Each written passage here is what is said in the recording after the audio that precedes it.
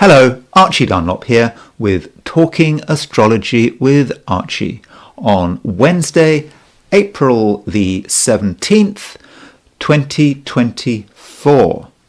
Today is the 63rd anniversary of the Bay of Pigs. So the Bay of Pigs was when the United States supported this invasion of Cuba. All these Cuban exiles who'd fled the Cuban Revolution went to the US, landed on a Cuban beach, the Bay of Pigs, and it was a complete disaster. And I suppose this underlines a couple of things. Firstly, the United States as a country, certainly since the Second World War, has been very much into regime change. It's just been something that America has always done. It's always conducted its foreign policy with a view that there is a particular way in which government should be run, and if governments don't conform to this way, they're liable to be attacked and their leaders deposed and their systems turned upside down. And as we know, the Bay of Pigs, which took place on April the 17th, 1961, was a complete disaster. The Cubans under Fidel Castro destroyed the invaders.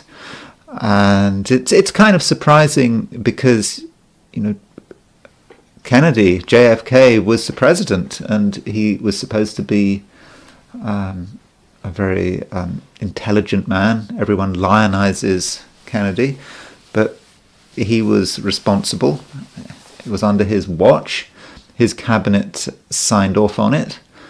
Though, I suppose, to be fair, this was something that the previous regime under Eisenhower had been planning in one particular form, and Kennedy continued with the legacy of his predecessor. But still, it would be interesting to look at what was going on in 1961, and it might be informative about how we select events. How we select time, how we do timing, because we can look at the chart when the Bay of Pigs invasion, the land invasion at least started. I think it started at 1 o'clock in the morning on April the 17th, 1961. We can also look at Kennedy's chart. We can look at Kennedy's inauguration chart. And we can also look at the chart of Bobby Kennedy. I know Bobby Kennedy is another person that gets lionized. I mean, Bobby Kennedy, if you look back on it, particularly with reference to the Bay of Pigs, was actually a nasty piece of work. He was described, I think, in the book by Yanis on Groupthink as the mind guard. It was Bobby Kennedy whose job it was to make sure that the cabinet fell into line. If anyone started opposing the idea of the Bay of Pigs, they'd be quietly taken aside, and it would be suggested to them that maybe they should, maybe they've got it wrong, or maybe they'd be quiet. And of course, if someone resists the pressure to conform, then they're going to get isolated. So Bobby Kennedy played his role, and Bobby Kennedy, like many senior American politicians, was into intervention. You can see on YouTube video Bobby Kennedy with Ronald Reagan, and them both supporting what America was doing in Vietnam. So Bobby Kennedy was just as bad as the rest, so I don't think there's any reason to think that he was particularly wonderful.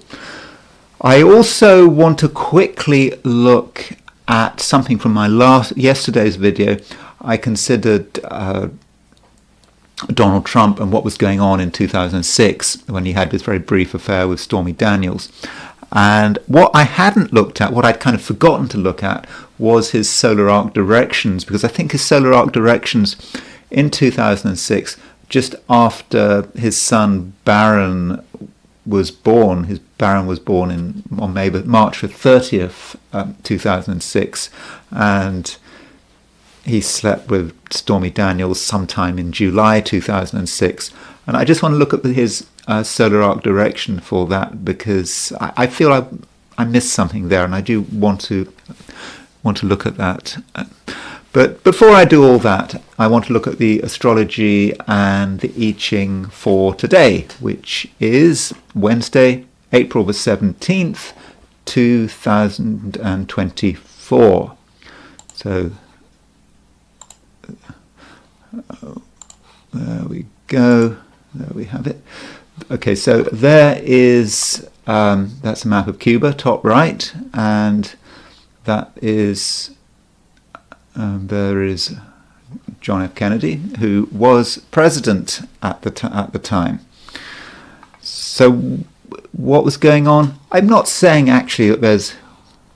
okay, so what is going on? We're not talking about the Bay of Pigs anymore. We're talking about right now. And this is the position of the planets now, April the 17th, 2024. And the moon is very much in Leo. You can see this is set for April the 17th, 2024 at noon. And there is the moon at 19 Leo. So there's a lot of fire in the sky at the moment. Moon is in Leo, Sun is in Aries, Mercury is in Aries, Venus is in Aries, North Node is in Aries. So there's a real spark today, and there's certainly more of a spark than there was yesterday. Yesterday, although the moon was in Leo, it wasn't really applying to much, unless you count the opposition to Pluto. Today, the moon is in aspect. It's making the trine to Venus. It's making the trine to Mercury.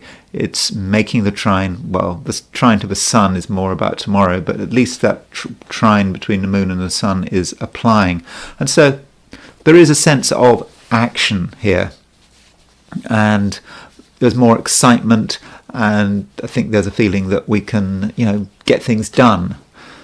Though we should remember that the moon is not always particularly strong in the sign of Leo. It's a little fragile. It's not like the sun being in Leo. So with the moon in Leo, there may be times today when we feel that we're not getting enough attention. I think we want attention. All of us want attention. But are we really getting it? Maybe not quite as much as we would like. Another thing going on today, possibly the most important aspect, is that Venus is conjunct the North Node in Aries. So Venus conjunct the North Node. It's a fortunate aspect, but how do we actually see this Venus conjunct the North Node? Well, there are probably three ways of looking at this conjunction between Venus and the North Node.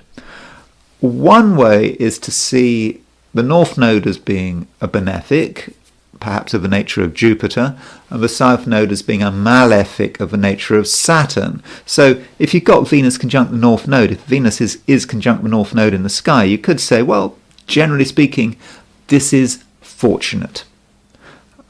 It's perhaps fortunate for meeting people, it's fortunate for all our activities. It's generally a good day. That's one approach, looking at it in a very general sense. Another approach is if we take the approach of Schulman. That's right, Schulman. He wrote, I think his name was Schulman. He wrote this book. I don't know, 70s or 80s. I think he wrote a double book. It was part 1 and part 2. I'm not quite sure. Certainly one book. And the Schulman book was just about the North and the South nodes, and just went through them with all the signs, and he very much, I think, if I remember rightly, took the view that the North Node is about where we're supposed to be going, the South Node was where we're coming from, and this book was quite influential, and I think it probably has a lot to do with this idea that the North Node is where we're going to in a karmic sense, and the South Node is where we're coming from in a karmic sense. So the North Node is about karma. It's a long time since I've read the Schulman book. I don't have it anymore, but it's one of those books I bought when I was first learning astrology. And the conjunction between Venus and the North Node says it is the right thing to do to be Venusian, to be with people, to make connections, to be nice.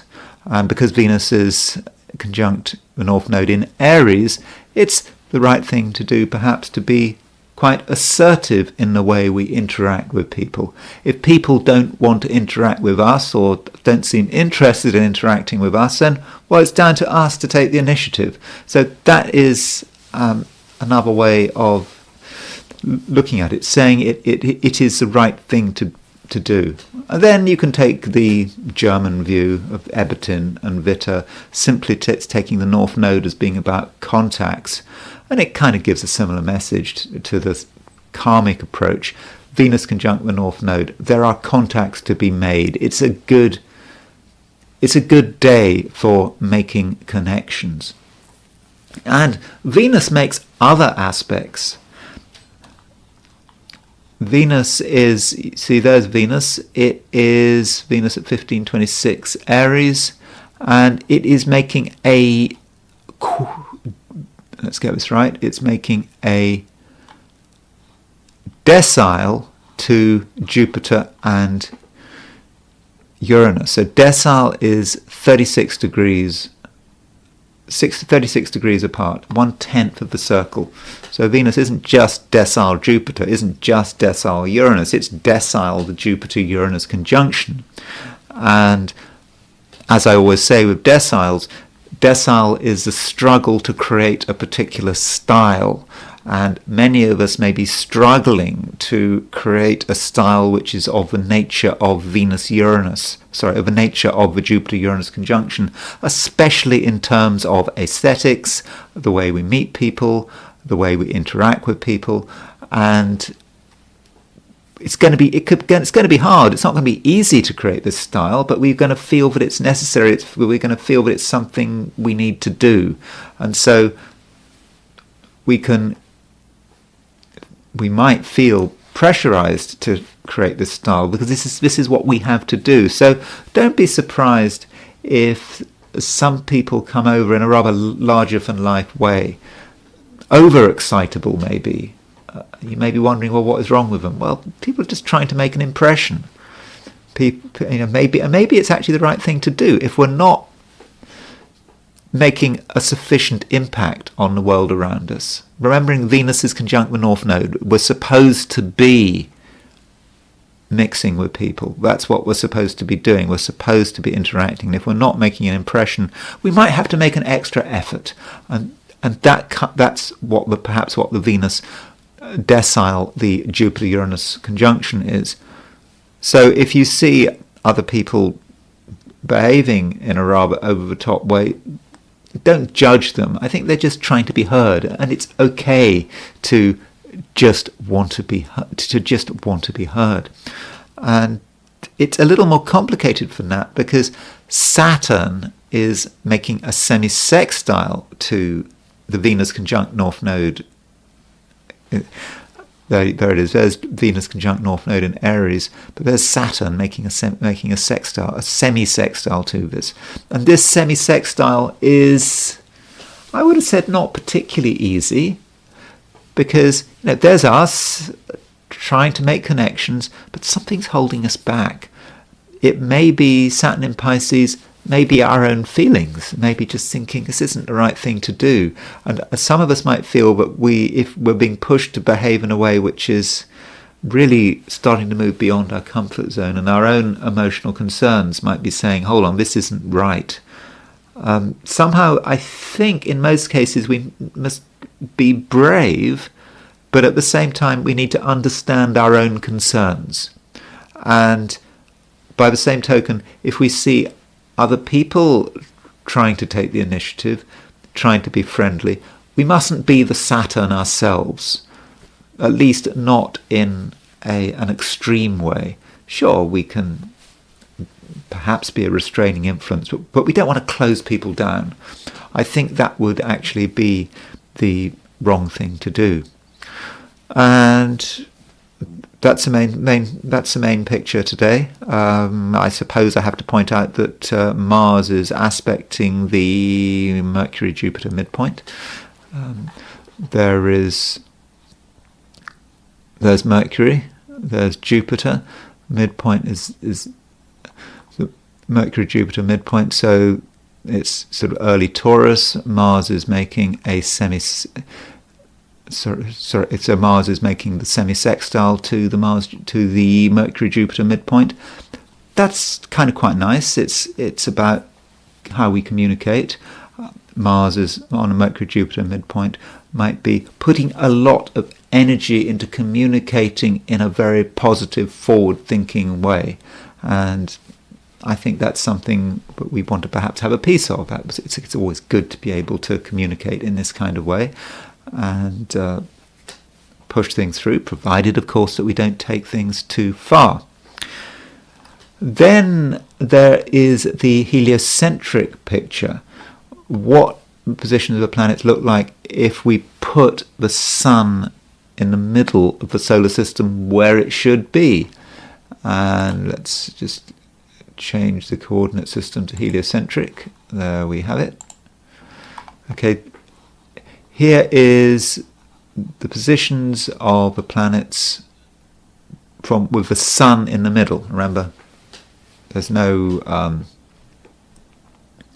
sun because the sun is in the middle. There's no moon because the moon is right next to the Earth, and there is the Earth. And what we see here is we see two aspects. Remember that Mars-Uranus square, which I've been talking about? It's still there. It hasn't gone away. It's still the violence and the hastiness of that heliocentric Mars-Uranus square. It is separating. Its power is starting to wane a little.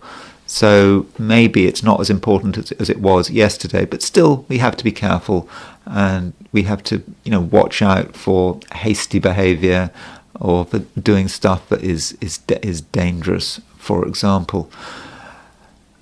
Also notice that Venus-Neptune conjunction that I was talking about yesterday, it is now exact. So from a heliocentric point of view, Neptune is at 2733 Pisces and Venus is at 2745 Pisces. So today is the day when those two planets come together.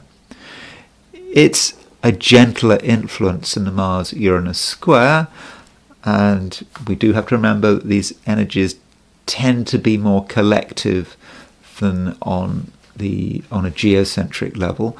But with this Venus-Neptune conjunction, there may be a little bit of deception and confusion. It's like the cosmos is confused. The Venus principle is getting overwhelmed.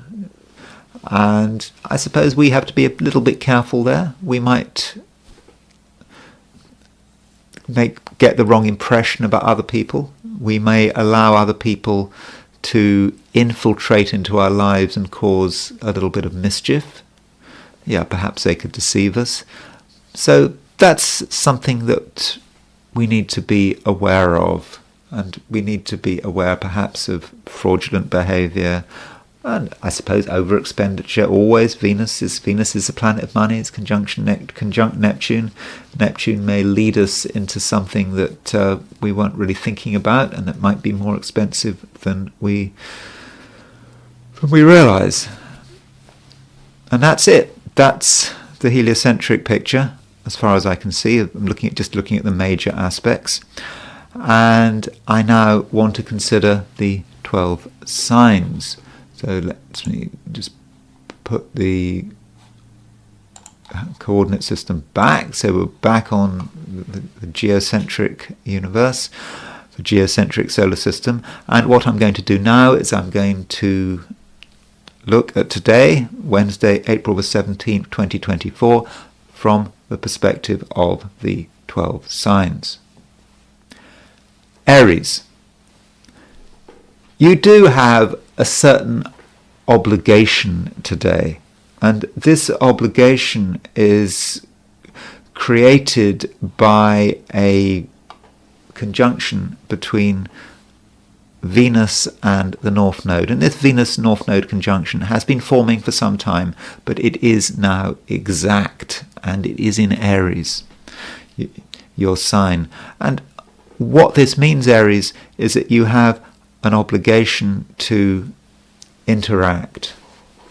You don't have to interact with everyone, but I think that there are certain people who need your attention, and I think you can make their lives a lot better. But you may have to take the initiative. Perhaps for one reason or another you're dealing with people who really don't know how to communicate, don't know what words to use. But you, Aries, are in the perfect position to make things happen. Though I'm not suggesting that you be headstrong and that you ignore other people's feelings. You just think, oh, what you're going to do is you're going to engage with people, and it's up to you to take the initiative. It's not just about that. It's about taking into account what other people are thinking and what they're feeling, and if someone wants to get closer to you, you have to ask yourself, what are their motives? Why? It may indeed be that, they want something, but what do they want? Are you able to provide it? These are questions that I think you very much have to ask yourself. But as far as all kinds of relationships are concerned, I do feel that it really should be a good day. And you're helped by the fact that the moon is still in Leo. The moon is making a trine aspect to Venus. It's making a trine aspect to Mercury. So really everything's moving. And this means that the social sphere, should be pretty important for you, Aries. And you are in control, but yes, it's just very important to listen to what people have to say. Though your own words do matter. We have, after all, Mars, which is ruler of Aries, aspecting the Mercury-Jupiter midpoint. So, the Mercury-Jupiter midpoint, if we look at that pair, Mercury and Jupiter, it's about optimistic ideas. It's about communicating without restraint. And so when Mars is aspecting the Mercury-Jupiter midpoint, I think, Aries, it gives you the opportunity to be optimistic, to be able to communicate without restraint, without feeling any sense of being, self-conscious about it. Just say what's on your mind, and especially think about saying whatever is positive that's on your mind. Try to dwell on the positive, because it's going to make a big difference. People are going to want to hear positive stuff, and Aries right now can be extremely positive. And this is especially the case if you're dealing with someone who is feeling under the weather, they're feeling sorry for themselves, they feel everything is collapsing. Aries is just the person to step in and improve the situation. And it's not just about actions, it is about words, as I've been suggesting. Your words can make all the difference. Taurus. Venus is your ruler, and it's been in Aries for quite some time, a couple of weeks now. And traditionally, Venus doesn't work particularly well in Aries. It's because it's in its detriment. Venus rules Libra, so when it's in Aries, the opposite sign, it's just not functioning too well. At least that's for tradition. Don't worry, Venus is not going to be in Aries for too long. In a couple of weeks, it will be out. Pretty much end of the month, it'll be in Taurus. So don't worry about that too much. But Venus is not just in Aries at the moment. It is conjunct the North Node. Now, traditionally, the North Node is a benefic. It's of the nature of Jupiter. So if you have been feeling for any reason a little bit sorry for yourself, then I think you're going to be given a boost by this Venus conjunct the North Node. This is going to make you feel positive about yourself and your prospects, and you will be in a situation perhaps where you've got a number of choices today. A couple of things you can do. Maybe 3 choices, I don't know, 4 choices, whatever. But I think that only one choice is the right choice. So if you want to make things better for yourself,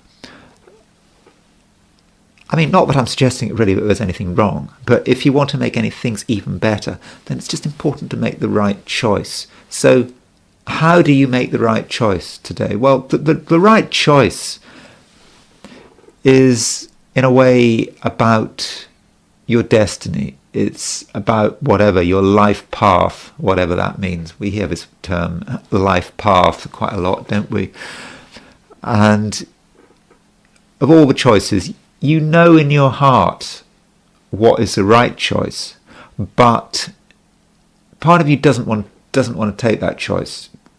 It just feels maybe too much hard work, or perhaps too complicated or too confusing. But you know that by taking that choice, you will be giving yourself a good chance of learning important lessons. It's all about learning, isn't it? And so do make the right choice. But the universe wants you to make the right choice. And also with Venus conjunct the North Node, the universe is on your side. So don't feel hard done by. Everyone wants you to succeed, including the universe. And so with that in mind, I think that you can have a pretty successful day because you'll be doing the right thing. And while this is going on, the moon is making a trine to Venus. And that indicates to me, Taurus, that the foundations of the matter are actually sorted out. So if you're feeling or have been feeling a bit out of sorts, feeling that you're not doing the right thing, that you're not secure, that moon trine Venus, as soon as you start moving in the right direction, you're going to feel a growing sense of confidence and security. Though I should also mention that Venus is making a decile aspect to Jupiter and Uranus, because there's a Jupiter-Uranus conjunction coming up, Taurus, and it's in your sign. It's exact at the end of the week, at 22 Taurus. And so with this Jupiter-Uranus conjunction decile Venus, there is pressure on you to make a bit of a stir. I think you're going to feel that if you really want to make things happen, you have to actually behave in a somewhat exaggerated way in order to create that particular style. Remember, in the beginning of this video, I was talking about the decile being about trying to create a particular style, and the struggle to create a particular style. And I think you are in the front line of this struggle. And a bit of exaggerated behavior on your part, and indeed just exaggeration in terms of the way you talk, the way you dress, just a little bit, may feel a bit fake, but actually it might be the right thing to do. Just that little extra bit to get you over the line. Gemini, in some respects, you feel that you don't want to really be out there. Everyone watching you. You feel it might be a bit too much. But why? I think you're perhaps asking yourself too many questions. Yeah, I know in some respects, Gemini, that you would just prefer to keep things, at a fairly low profile level, because it's easier. But I really don't think that's the right approach. I think that, what you should be trying to do now is making an effort to, be out there, making yourself available, being as sociable as you can. Yeah, it might not come easy, but you have to give yourself time, and you have to trust yourself to get it right. And again, it's about not asking too many questions. That can be the problem about being a Gemini, especially when dealing with other people. I'm speaking from a perspective of being a Gemini myself, is that there can be a lack of spontaneity. You can overanalyze the situation, overanalyze, what should you say? Is it the right thing to do? But, just be yourself and just consider what you have to offer. And I suppose what the real problem is, what the really fundamental problem is that at the moment there are no planets in air signs. I mean, we've had this situation for some time. But if you look at it, you've got Pluto in Aquarius, South Node in Libra. Okay, you could say, well, those are air signs, but there's nothing, no personal planets, no social planets. Sun, Mercury, Venus, Mars, Jupiter, Saturn. They're not in the Moon. They're not in air signs, and Gemini is an air sign. Air helps us breathe, doesn't it? And with nothing in air, it's all a bit suffocating. And we just don't feel that there's really room and space to express ourselves. But we do need the mate to make the effort, because I think we really can make things happen. And also, the Moon in Leo is making a trine to Mercury in Aries. So Mercury is our ruler. Mercury rules Gemini, and it's making getting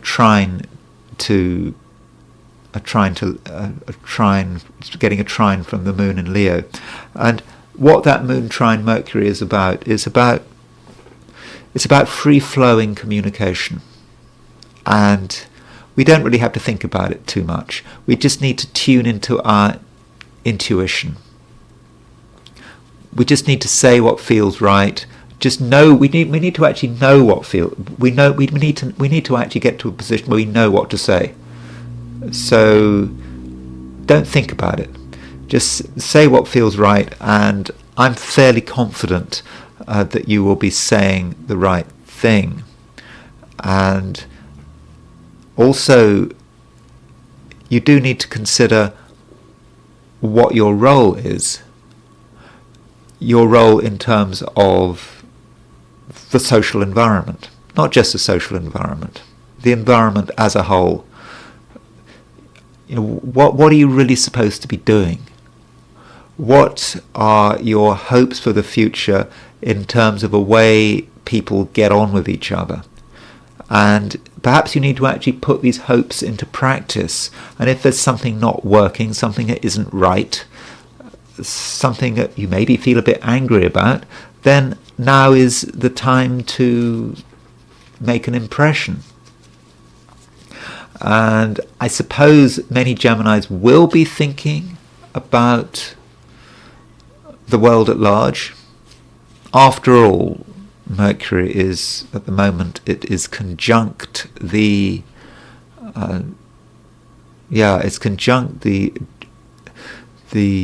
Jupiter-Saturn midpoint. And the Jupiter-Saturn midpoint, I mean, I try to mention planets when they're conjunct the Jupiter-Saturn midpoint or aspecting the Jupiter-Saturn midpoint.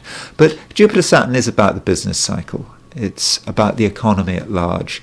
And so if you've got Mercury conjunct the Jupiter-Saturn midpoint, it does mean that many Geminis will be thinking about what's happening in the world and how it might soon impact them. Your perhaps more aware than others about what's going on in the news, about economic reports. You're thinking about the implications of changes, I don't know, whether it's AI, new technology, commodity prices going up. Are they going up? Last time I looked, they were going up. I don't know. And how it's going to affect you and your well-being.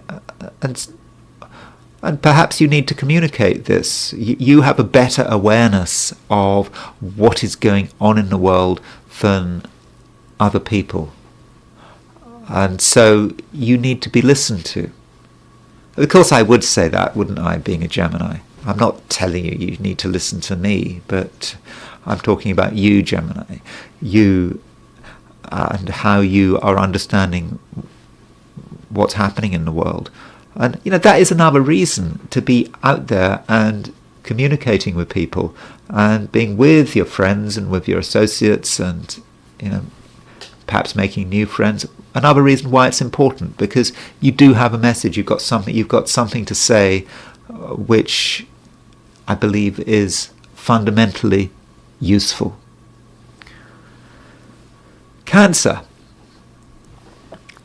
The moon is in Leo, and from a Cancerian perspective, remembering that that the moon rules Cancer, Leo, all things being equal, is possibly not the best sign for the moon to be in, and it's a little bit understated, and from a Cancerian perspective, it may force you to think about things that you'd prefer not to think about. I'm thinking about particularly sort of money, financial issues, those kind of details that are annoying, but you find yourself having to engage with them, and it's just you'd prefer to be doing something else. But Cancer, the moon is making some nice aspects today. The moon is trine Venus, it's trine Mercury, it's trine the Sun, it's trine the North Node, and all of those planets, including, and if we include the North Node as a planet, they're all in Aries. They're in a high-profile sector of your chart, at least from a Cancerian perspective. Cancer sees different signs in different ways, and from a Cancerian perspective, Aries is a high-profile sign, and it is a time in general where Cancerians need to be seen and heard, because they have got something to offer. And yesterday, when I talked about Cancer, I talked about leadership, I think, and your capacity to be a leader.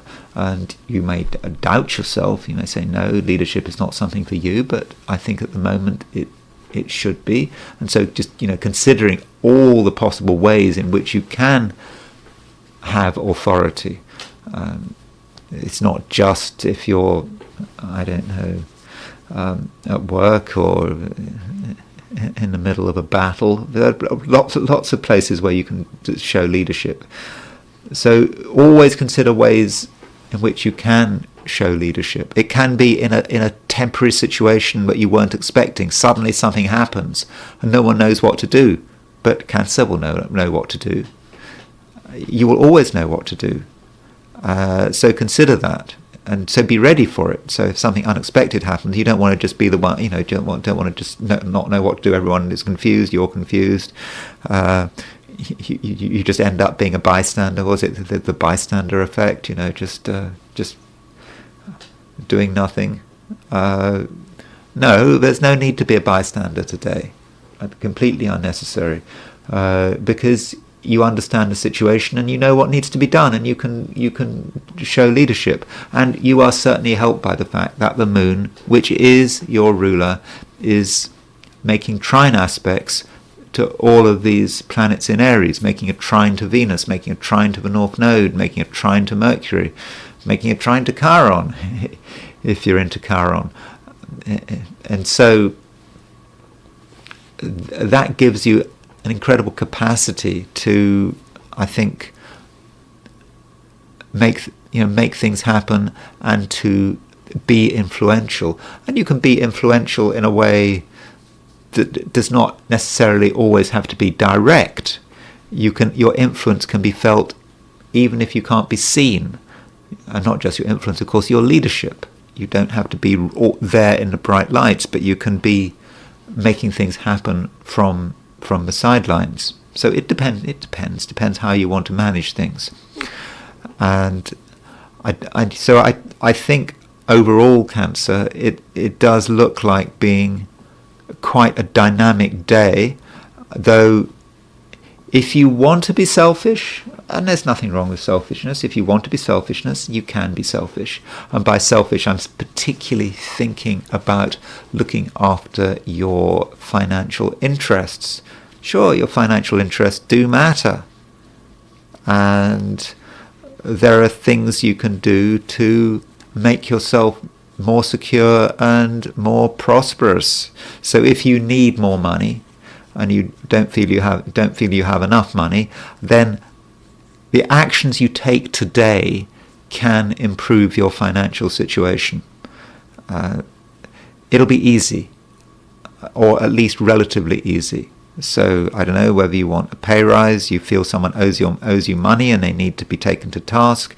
Yeah, now's the time to tell someone they owe you money or they need to give you more money. It's always difficult to ask for money, and I'm not saying it's going to be dead easy today, but if any day is going to be an easy day for asking for money, at least in the short term, it's surely going to be today, isn't it? Because the moon in Leo, from a Cancer perspective, Leo is a very money-orientated sign. It's making trine aspect to Mercury, and it's making a trine aspect to Venus. Yeah, so you can take active steps to improve your financial situation. Leo, it's looks like quite a high energy day, and that is because the moon is in your sign. And now I do know that the moon was in Leo yesterday as well, but today the moon is very settled in Leo, and it's also making fortunate aspects to Venus, the North Node, Mercury, Chiron, and so you do have a lot of energy at your disposal. Through the power of your personality, you can make things happen. Though it's important that you consider where you are making things happen and how you are making things happen. Ideally, Leo, you're going to take yourself and everyone around you up a level.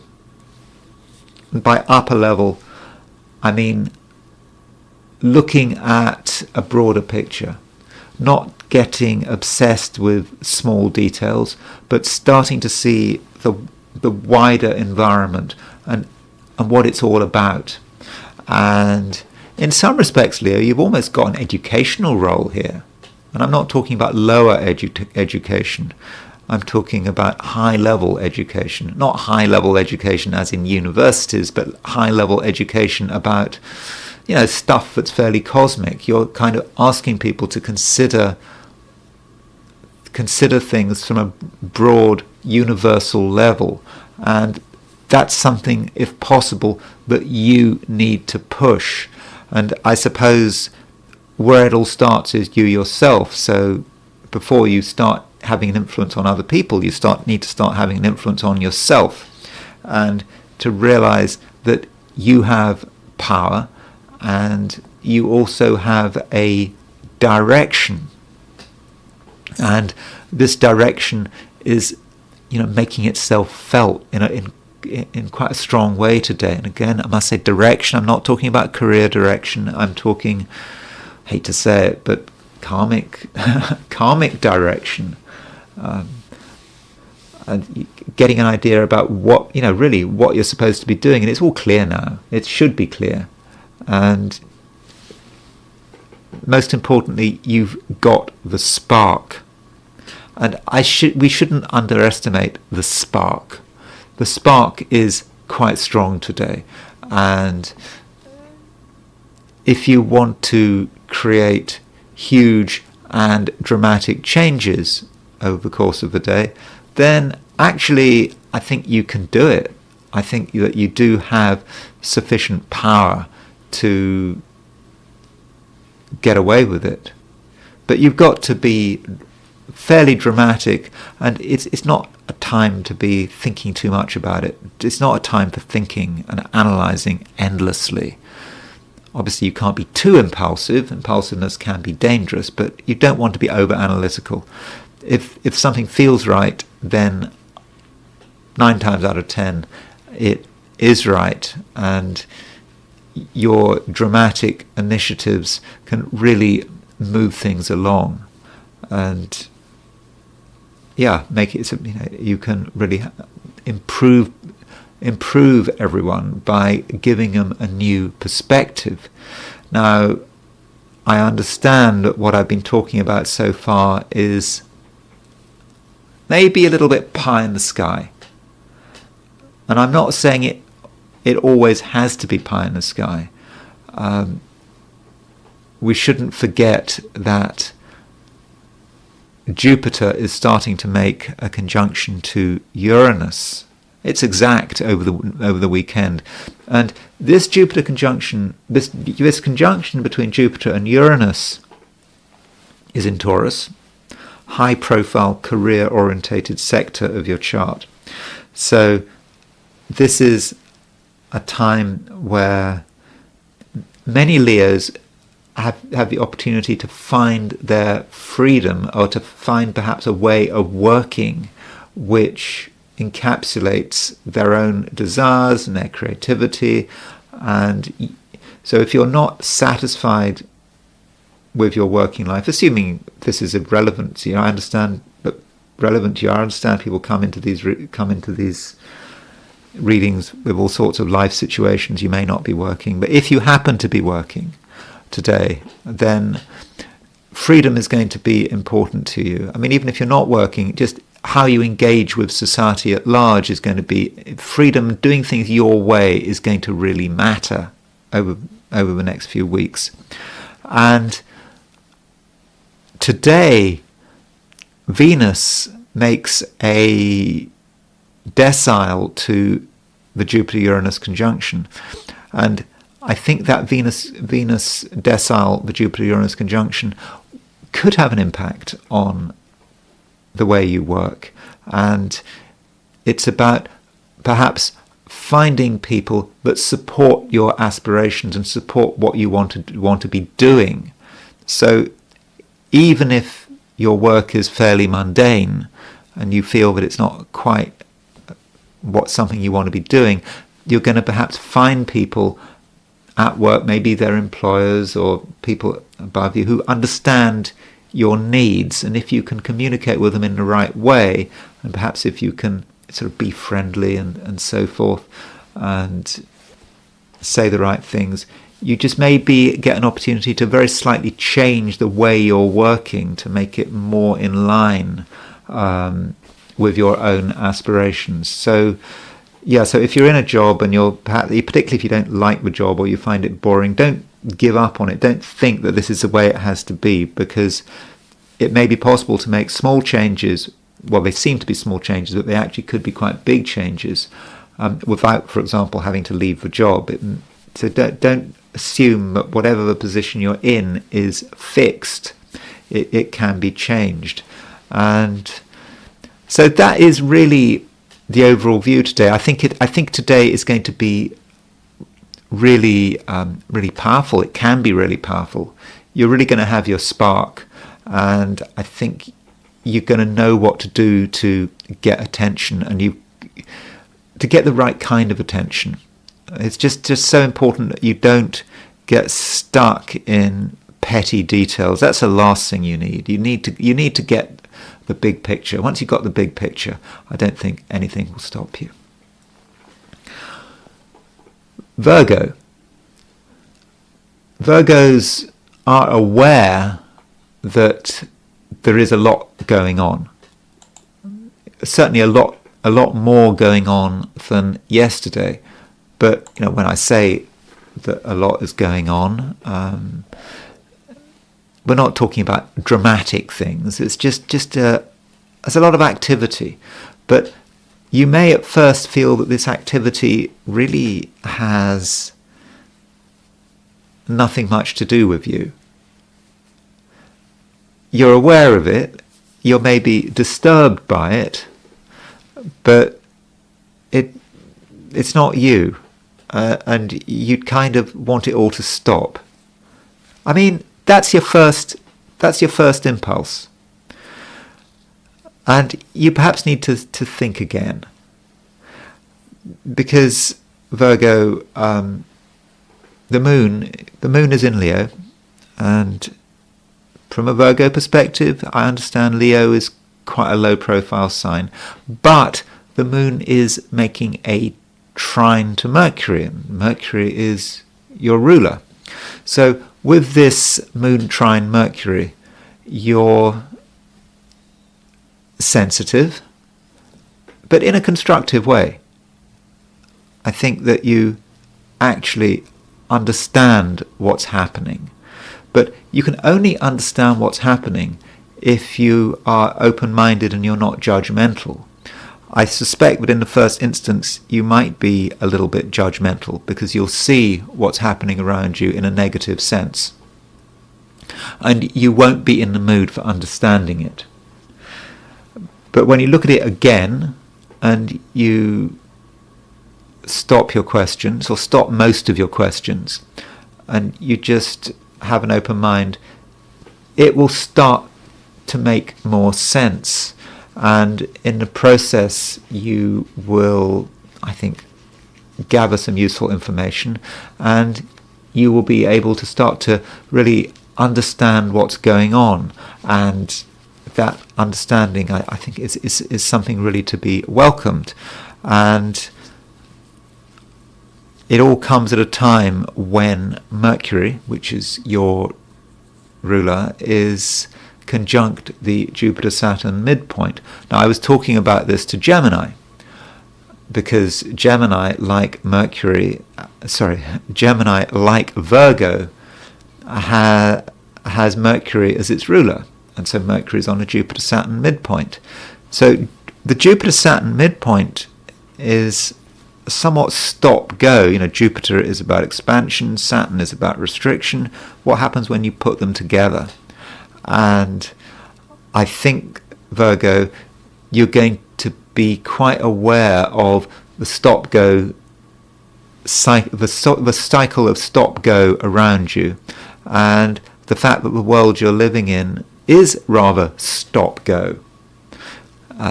People get excited about something, it seems that things are moving, and then nothing happens. Or alternative would be, everyone's very negative. It seems that there's no point in doing anything, perhaps because there are issues with the economy or the local economy. And then suddenly someone says, oh no, it's okay, everything's fine, let's go. So you're aware of this, and I think that perhaps what's happening is that you're actually plugged in to the collective. The collective, especially in terms of how groups and countries and nations ebb and flow, especially in an economic and social and political sense. And you're aware of all of this. And this awareness is a bit it's bittersweet, isn't it? I mean, it's sweet because you know how things are working. You can see that cycle at work.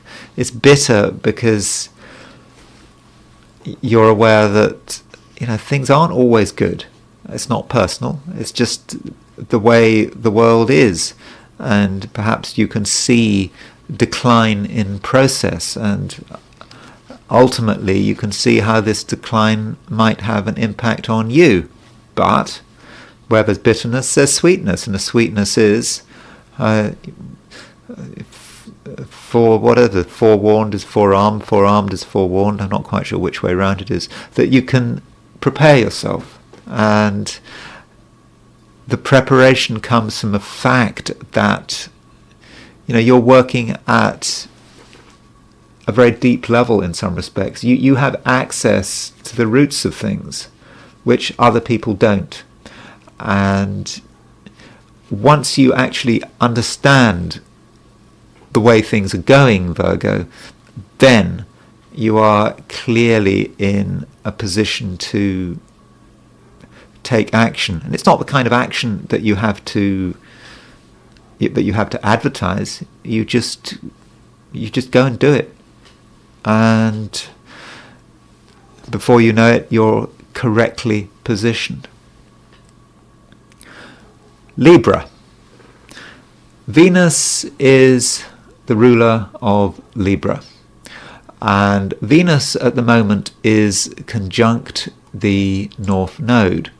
And really, from a Libran perspective, that's pretty fortunate. It means that you have the capacity to do the right thing.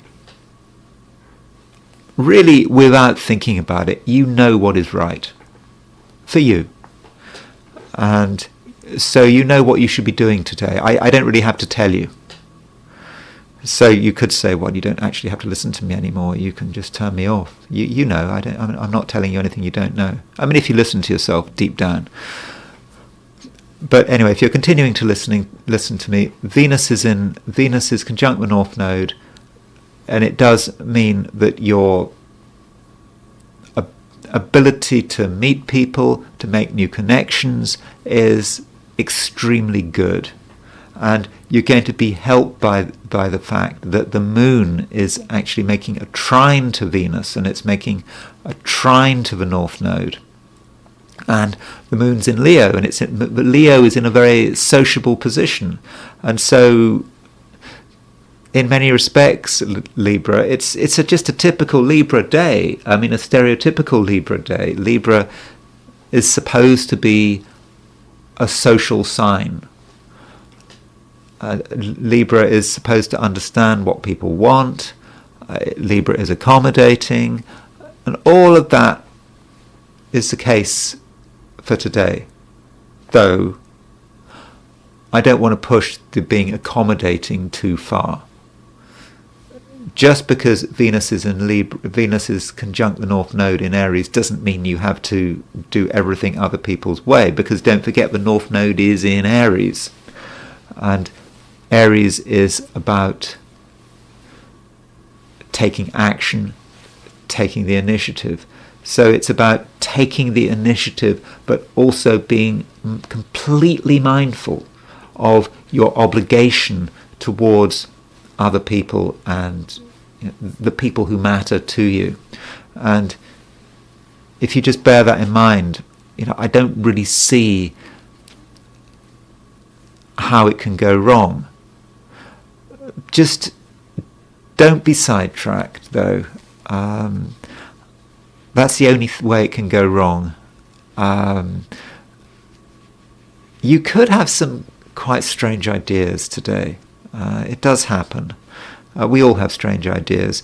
It seems that some Librans may be really connected to the cosmos in a way that might be a bit too much. You can see where things are going at a very high level, and you know it's important, but you don't want to make it more important than it actually is. I suppose you could, for example, you could look at some of your day-to-day interactions, and then you could contrast them with sort of high-level inspiration. High-level inspiration is thinking, well, hold on, this is nothing.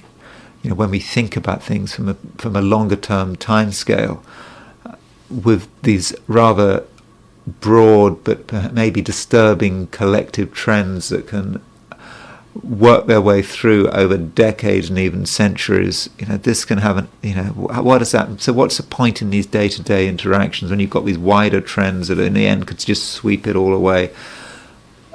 Don't get sidetracked.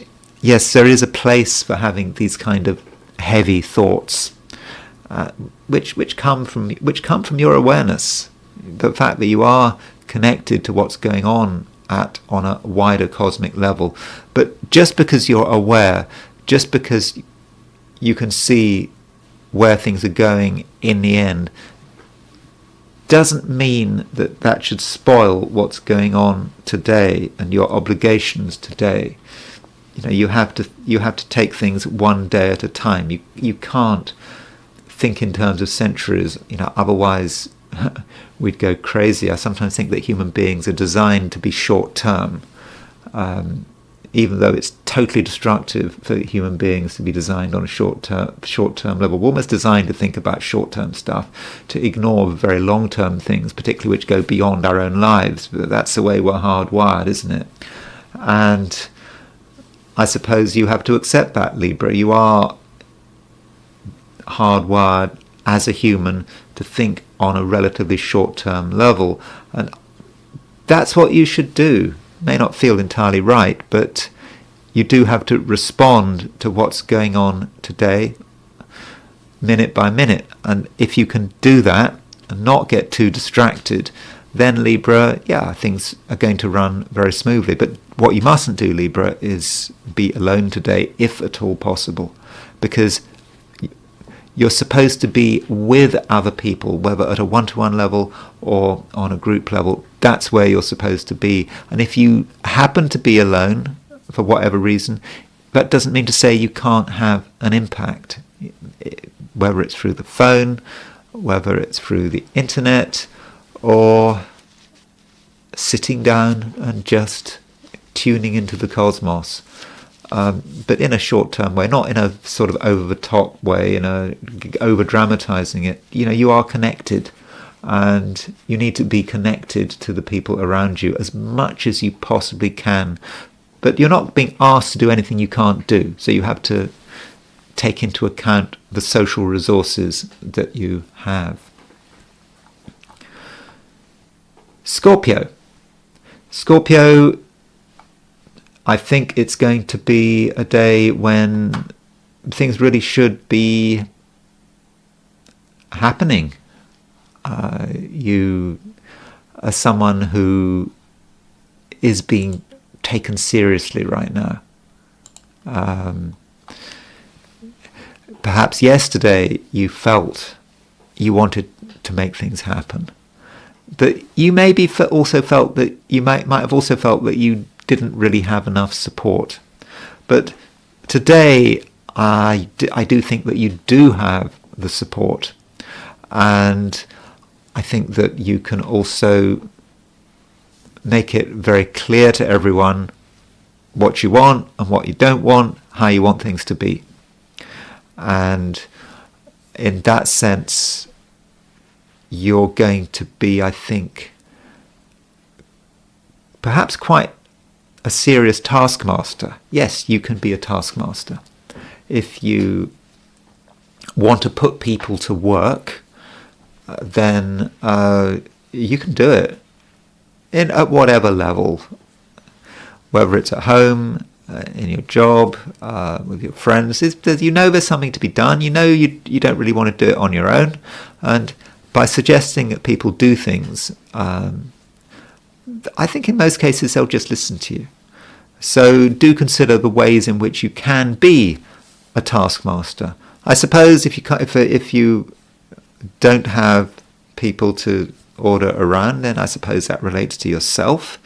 And there seems to me to be little doubt that you really can cover a lot of ground and do it in quite a cheerful way. I don't think you will mind doing stuff which is boring. Might seem boring, but it all adds up. And if you keep working on lots of boring things, you might end up creating something that is actually very interesting. Though, going back to people, I do think that today you are able to express yourself extremely well and extremely powerfully. And it's not about telling people what to do, even though you can make people do things your way. It's not really about telling people what to do. It's about giving people a vision, and it's about showing the optimistic side of your nature. And you can do this with great sensitivity. It's like you understand what people want to hear. And once you know what people want to hear, you can give it to them. And at the same time,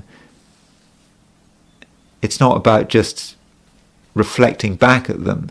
It's, in a way, saying what you want to say, but packaging it in such a way that it sounds like what the other person wants to hear. So the packaging is going to be important. And also that fundamental optimism is that you are able to express is going to be able to strike a chord, and that's going to make you even more effective and almost inspiring, and people will like what you have to say. And you also, I think, need to, if possible, cultivate people's abilities. I think there may be a few people around you, and you may think that they're perhaps wasting their abilities. I don't know, could be friends, family, just casual acquaintances. You just know that this person is not giving it everything they've got. And you are going to be actually quite good at understanding not just what you're supposed to be doing, but what another person is supposed to be doing. And if someone is wasting their talents, is not using their talents, you're not just going to be aware about it, you're going to be able to intervene. And you're going to be able to explain to them why they're wasting their talent, but in a way that is not judgmental. And so you can be a force for good in this sense. Because you can tell people the way things are, the way things should be, and I think they will listen to you. And so, Scorpio, there may be a little bit of responsibility there, and you have the responsibility to say what's on your mind and to give your opinions, even about other people. It might not seem any of your business what another person is doing or what is not doing, but maybe today it should be your business. Sagittarius, you're feeling quite optimistic today. You're feeling that things finally are starting to move. And that is because there's a lot of fire in the sky. Sagittarius is a fire sign. And we've got the moon in Leo, got the sun in Aries, got Venus in Aries, Venus in North Node in Aries, got loads of stuff in Aries, got the moon in Leo, and it just feels that things are finally moving. And if there's something you want to experience, then it can happen. So you really mustn't doubt yourself, and indeed you can make things happen. And it's not just about letting things run. Things can just run. Things are flowing. But it's also about creating the right structure.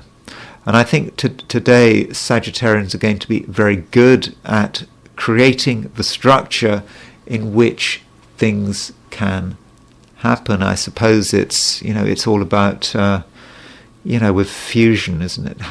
People are obsessed about fusion. People know how to make fusion explosions because they can make a hydrogen bomb. But the trick is to get power from fusion, and it's able to sort of contain the power of the combining atoms into one single force so that you can turn it into something constructive, not just a big explosion but constant electricity.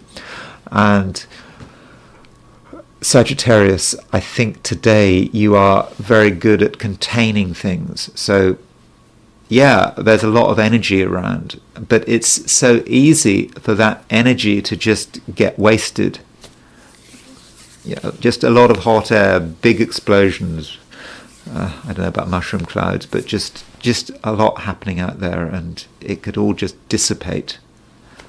And so what you can do, Sagittarius, is you can create some containment.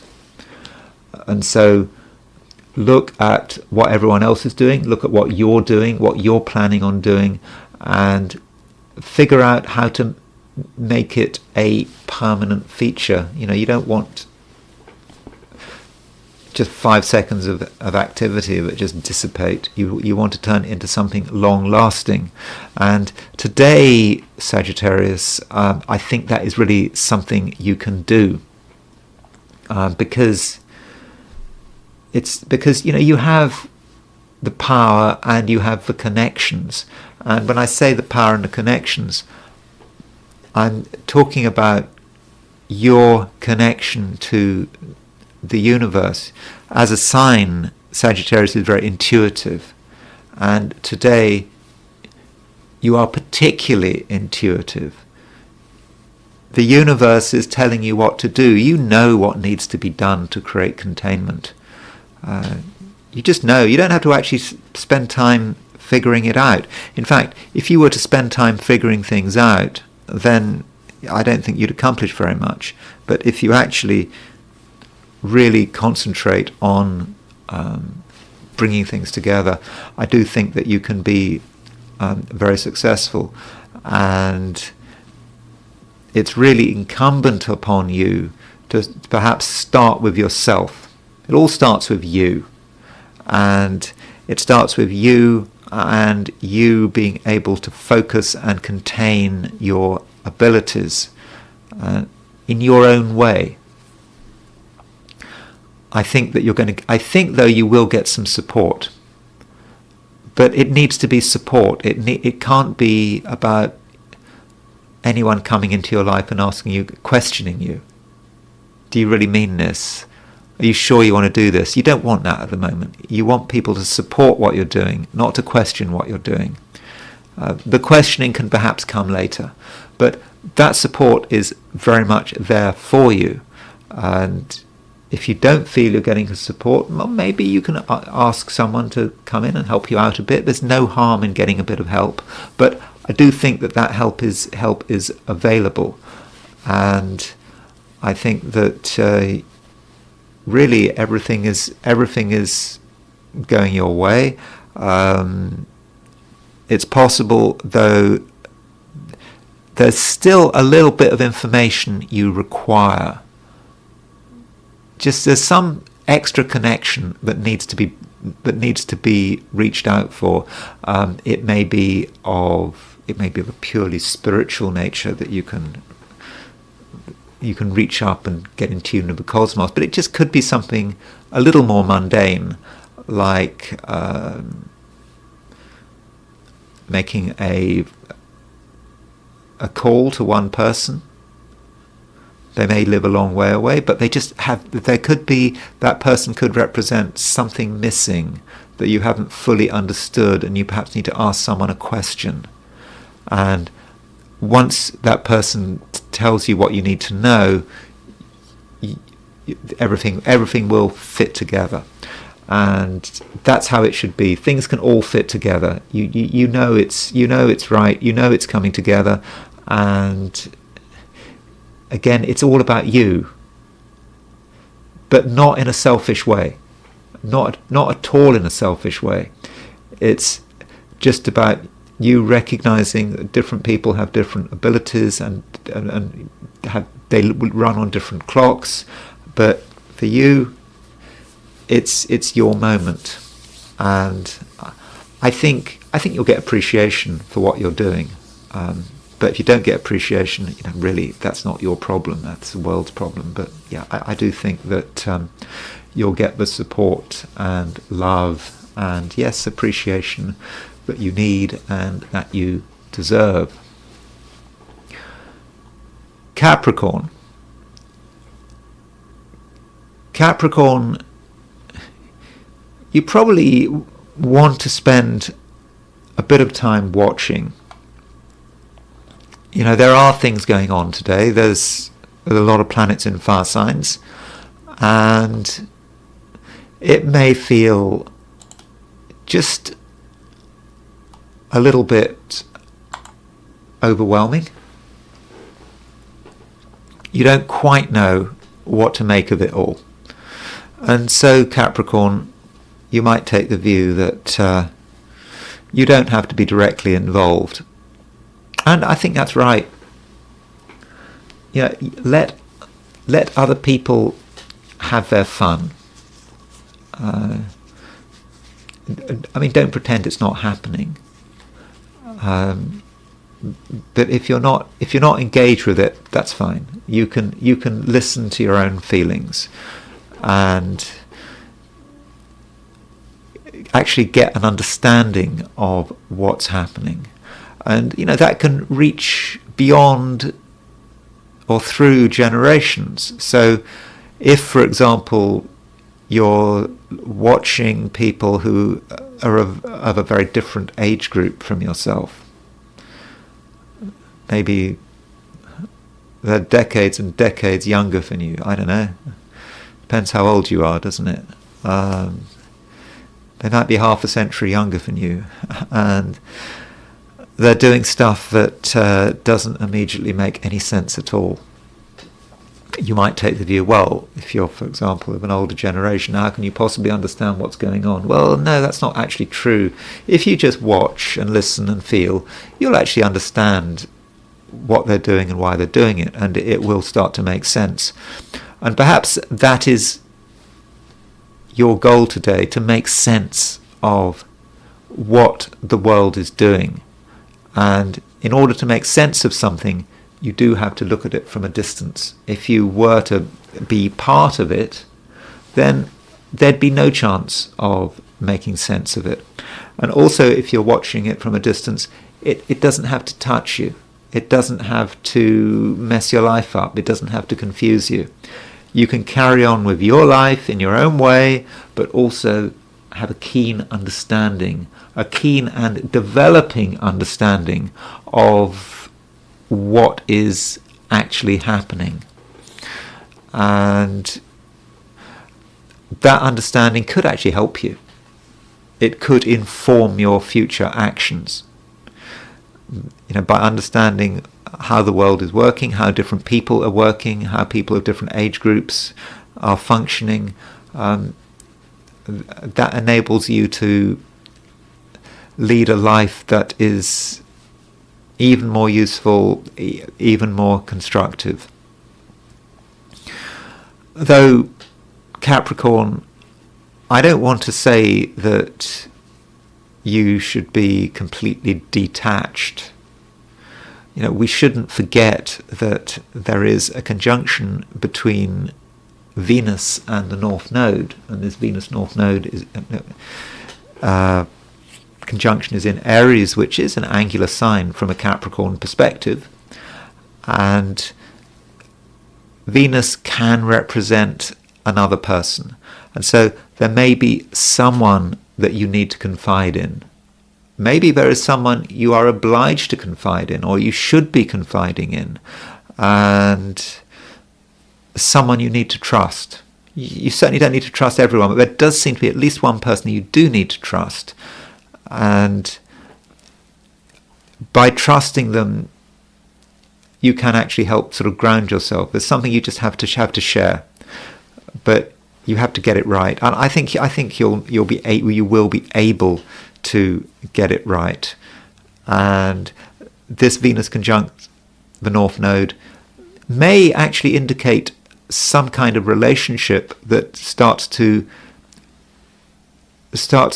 develop and to stabilize and becomes a stabilizing influence.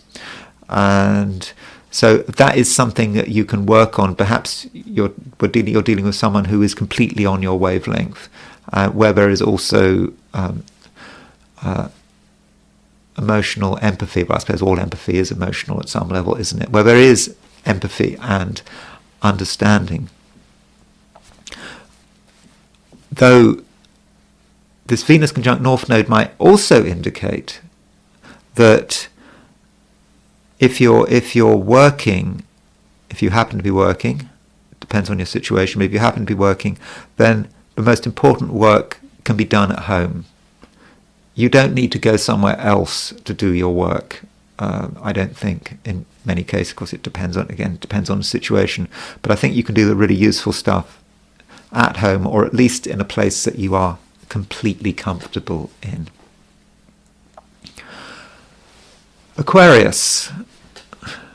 The moon trundles through Leo. I mean, I often start, when I do my forecast of a 12 sign, I often start with the moon, because the moon is important. The moon is a one planet. I know it's not a planet, it's a satellite, but it's moving all the time.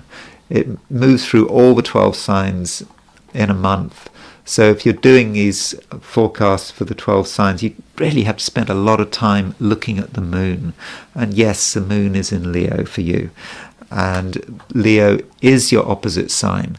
And so with the moon in Leo, other people can't, you can't help but have to deal with other people. Now, yesterday I mentioned the fact that the moon was opposition Pluto, and that this was affecting the main axis of your chart, because Pluto's in Aquarius and the moon's in Leo.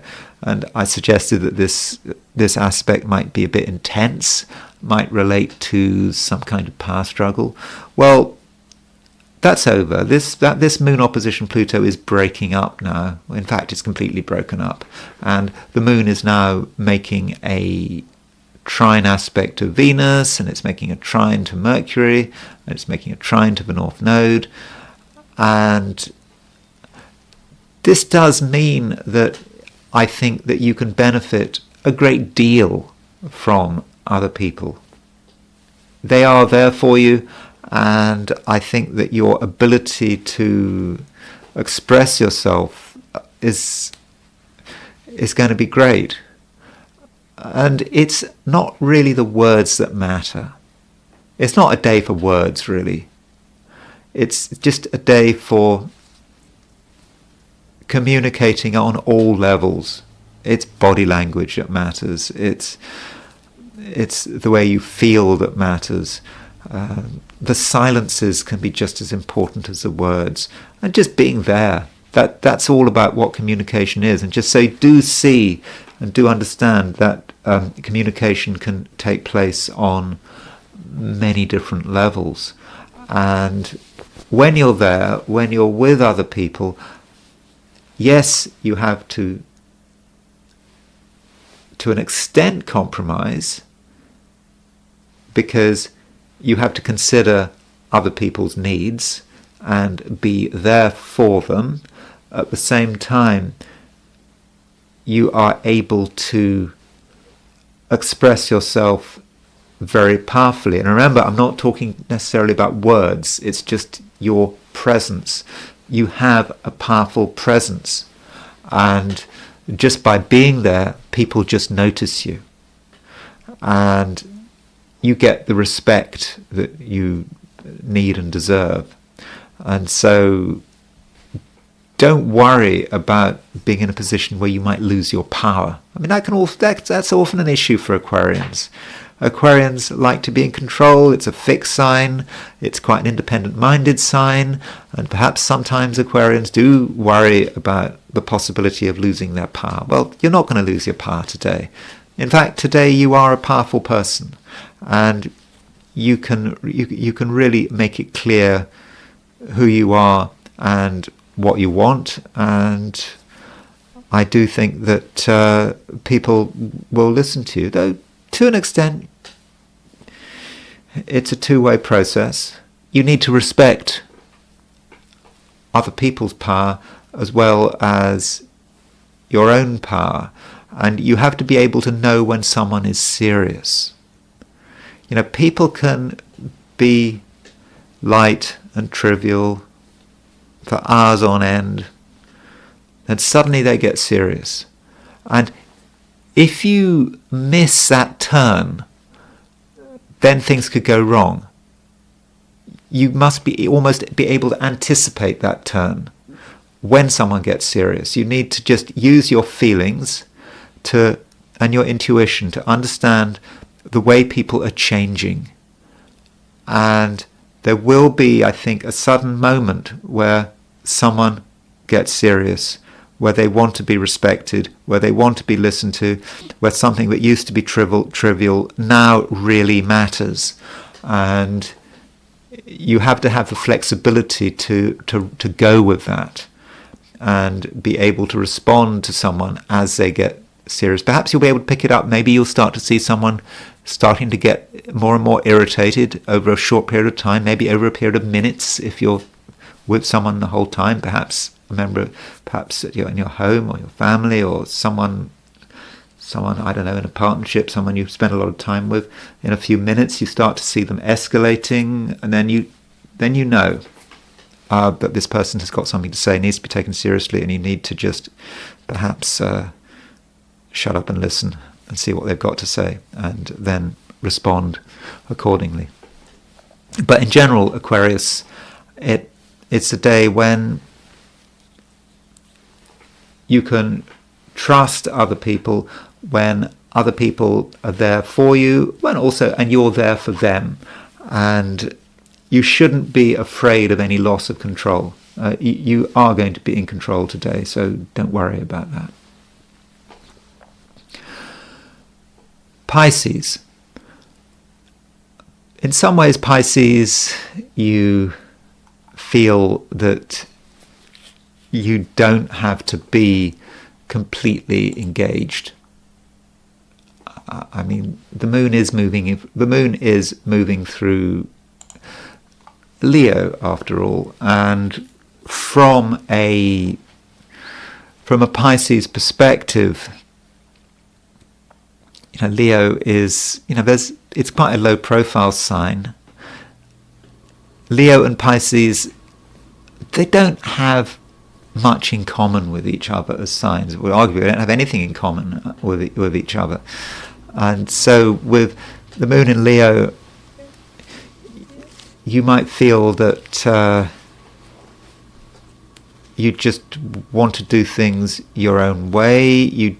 You're afraid perhaps that if you engage too much with other people and their problems, it's just going to mess things up for you. And I think in a sense you would perhaps be right on that score.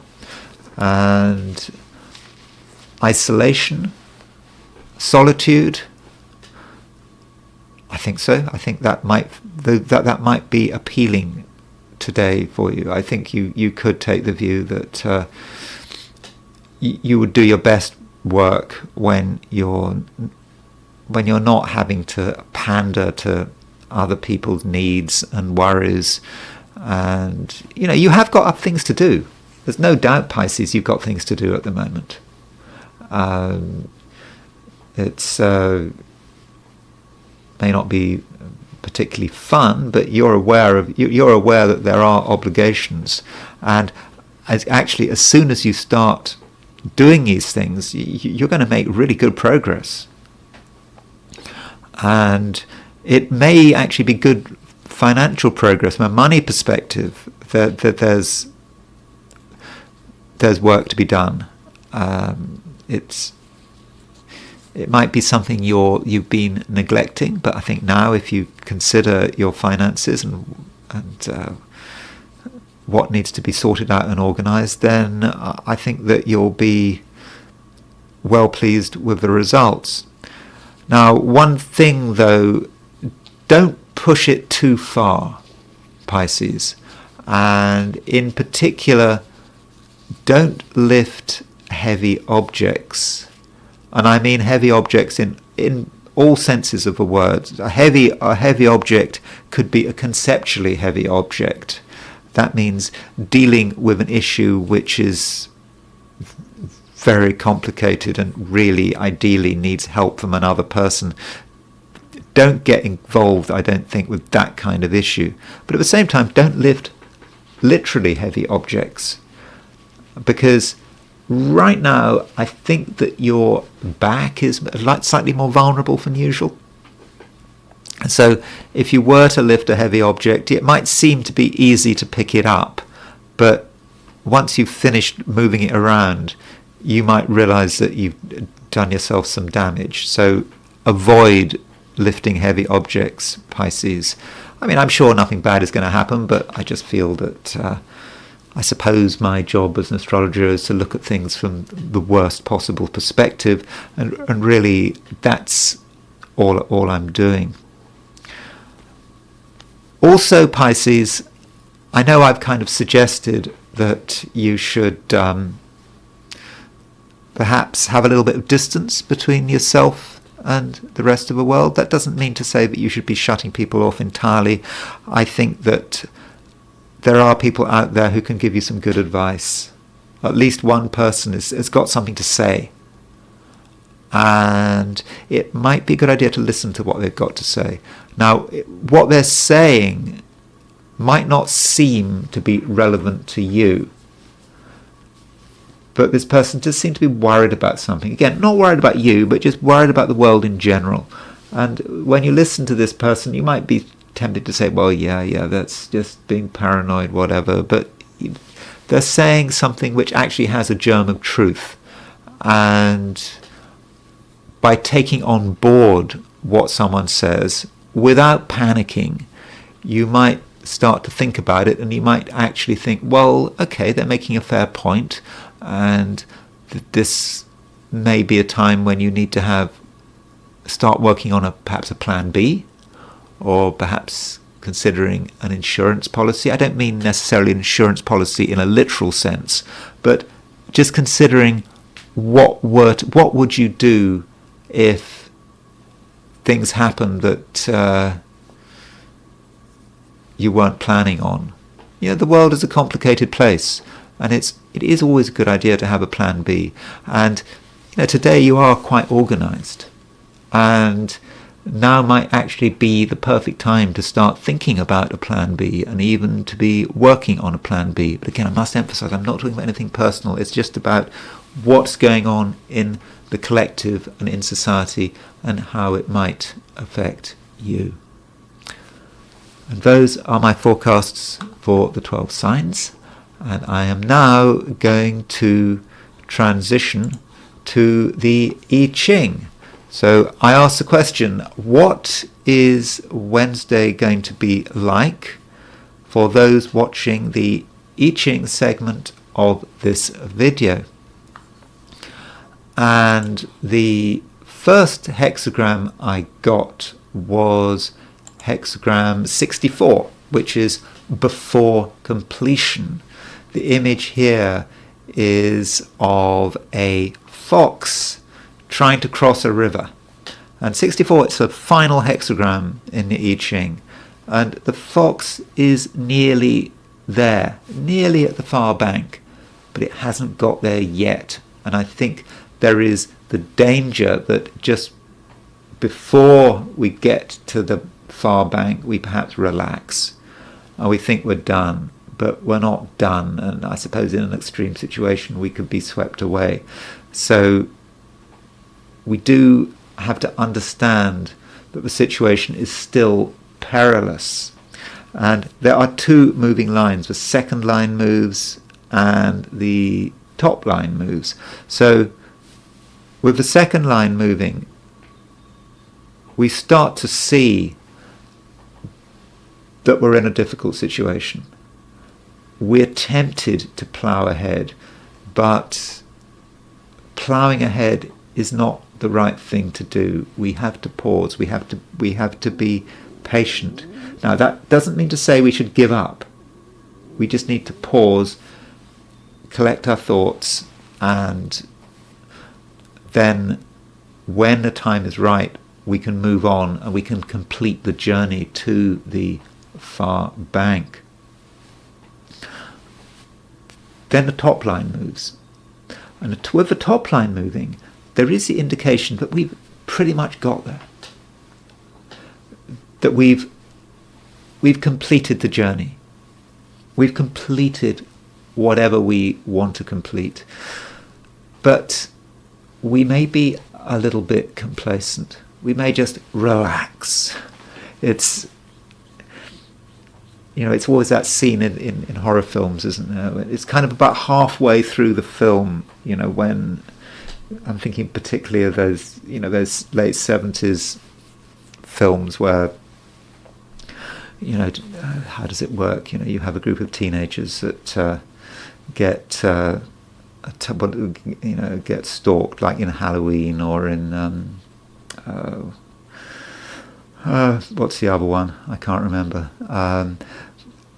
And there's always a film. There's always a Friday the 13th, was it? I think it might have been Friday the 13th. But there's always a part in the film where everyone relaxes. It seems that the monster is gone, and they're all relaxed, and then suddenly that's when the monster comes back. And so that's perhaps a little bit what the top line is about. We're relaxed, everything is fine, but we're too relaxed, it's not fine, and that's when bad things can happen. So what the I Ching specifically suggests is don't get drunk. Don't abandon yourself to revelry. There is still work to be done. And 64, this hexagram, it does move. And it moves to hexagram 16. Now, Wilhelm, in his translation, described this hexagram as enthusiasm. Greg Winkup, in his translation, calls it contentment. And I think contentment is actually more appropriate. Contentment is about complacency. We have reached our goal, and perhaps we feel everything's okay and we can relax. But actually, we know that it's not okay. That there's still a sense of, that things are in long-term decline. And I think this perhaps links astrologically with the fact that today Mercury is conjunct the Jupiter-Saturn midpoint. Mercury-Jupiter-Saturn midpoint is perhaps connected with a business cycle and awareness that, things don't go up forever. Decline is always a possibility. It's not just a possibility, it's an inevitability. So we must not be complacent, we must not be content. We must use this time of contentment, where we could be content, to work hard, working on that plan B that I've certainly mentioned to at least one of the signs. I think it was Pisces. But all of us need to start working on that plan B. We must be ready for the change to happen. That's I Ching, and now I want to go back to the astrology. And before I look at the Cuba Missile Crisis, I do want to just go back to one thing I wanted to say about Donald Trump in 2006. You're probably sick of Donald Trump by now, but I mentioned yesterday the fact that Donald Trump had had this affair, very brief affair, one encounter, I think, with Stormy Daniels, approximately around July the 16th, 2006. That was the weekend. I think he met her for the first time, I think, on the previous Thursday. But I'm not too focused on the precise dates. And I saw this in the context of the fact that Donald Trump's son Barron was born on March the 30th. So just over 3 months after his son was born, he is sleeping with Stormy Daniels. And so the question is, what was going on in Trump's life? I suppose from a sort of conventional ethical way of looking at things, this is not, doesn't seem to be particularly acceptable behavior. So what was he actually experiencing, and how did he experience the birth of his son, and did that change his relationship with Melania? I mean, isn't it often said, that's the discrepancy between the moon and Venus? Like John F. Kennedy is a classic case of that. John F. Kennedy, no, that's not the wrong chart here. If we look at John F. Kennedy's chart, classic thing with John F. Kennedy, it's often seen that there's the sun in, there's his moon in Virgo, square Venus in Gemini. With John F. Kennedy, the moon and Venus were two aspects of femininity. The moon was the mother. That would be Jackie, bearing him children, and Venus would be, Venus would be the whore, wouldn't it? All the women he was having affairs with, and the moon and Venus were clashing in John F. Kennedy's chart, and so that's the classic difference between moon and Venus. And with Donald Trump, no, we don't have a moon Venus square there. We do have a Venus-Saturn conjunction there, and I'm wondering how that Venus conjunction is actually working in terms of what was going on in 2006. So what I already pointed out yesterday when looking at when looking at the time that Trump was having this affair with Stormy Daniels, I mentioned yesterday the fact that Saturn at 12 Leo was 12 Leo was sort of conjunct his Pluto, but was actually on his Venus-Mars midpoint. And I went on about Saturn on the Venus-Mars midpoint as saying that may say something about his sexuality and the way he was treating his wife and the way he saw his wife, and perhaps some of the motives behind him sleeping with Stormy Daniels. But then there's a question of solar arc directions. I do like to use solar arc directions, and I was going to mention solar arc directions yesterday, but I didn't. So I want to mention them now.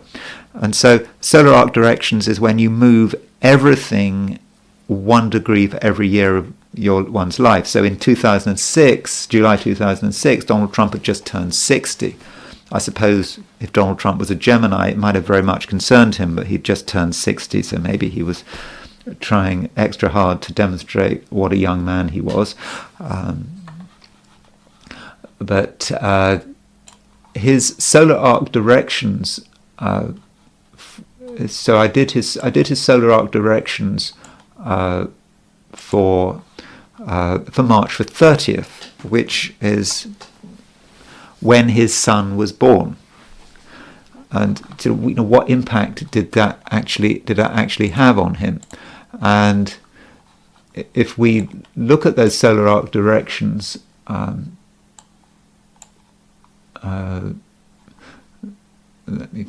me find his solar arc directions. What I'm looking at is his, there we are. So remember, everything is moved forward 1 degree per year. So he's got a Venus-Saturn conjunction in his chart, and so this Venus-Saturn conjunction would move forward if we progress it to a time equivalent to March the 30th, 2006. It moves forward to Saturn moves to 2056 Virgo, and Venus to 2254 Virgo. And then we look at his Sun-Moon midpoint, and we find that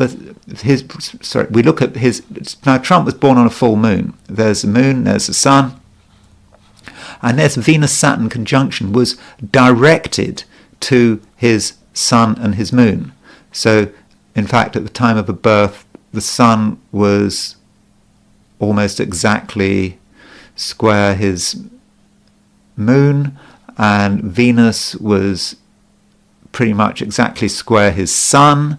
And I think that's just a bit dangerous in terms of his relationship and his attitude to Melania. The moment she gives birth, he's got Venus square her sun. And I'm thinking, when you look at that Venus directed Venus-Saturn conjunction together, aspecting his full moon, and the sun and the moon are the feminine and the masculine together, but they're kind of opposition each other. There's a tension there. So that Venus-Saturn, which Venus-Saturn conjunction, by the way, is promiscuous.